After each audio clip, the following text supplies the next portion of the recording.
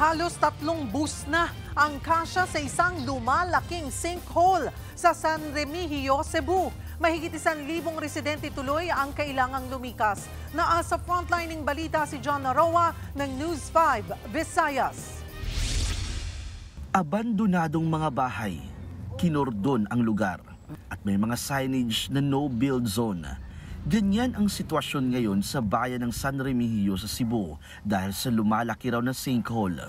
Isa lang ang sinkhole na ito sa Barangay Manyo sa higit 6 na po mga sinkhole na naitala ng PHIVOLCS sa bayan ng San Remigio matapos siya niging ng 6.9 magnitude na lindol.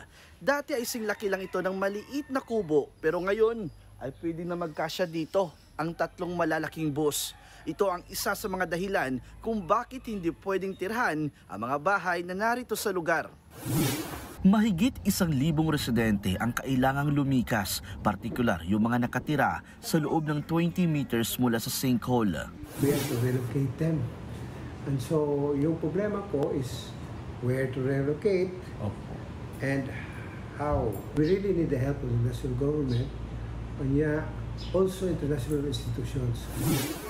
Tiis-tiis muna sa temporary shelter ang ilan habang ang iba nagmamatigas umalis sa kanilang bahay.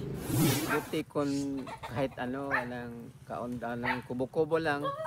Kasi yung anuhan namin, yung mga trabaho namin dito sa dagat. Ang mga sinkhole ay bunga ng pagguho ng lupa noong kasagsagan ng lindol. Nakadagdag pa dito ang mga maliliit na kuweba sa ilalim ng lupa. Sa 27 barangay sa San Remigio, 6 ang may sinkholes. Posibleng umabot daw sa 100 ang mga sinkholes sa San Remigio. Ang kanilang LGU naghahanap na ng lugar na malilipatan ng mga apektadong pamilya.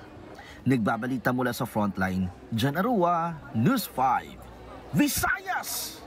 Mga kapatid, Cheryl Cosing po. Maging maalam at may pakialam sa mga napapanahong issue at headlines. Mag-follow at mag-subscribe na sa social media pages ng News 5.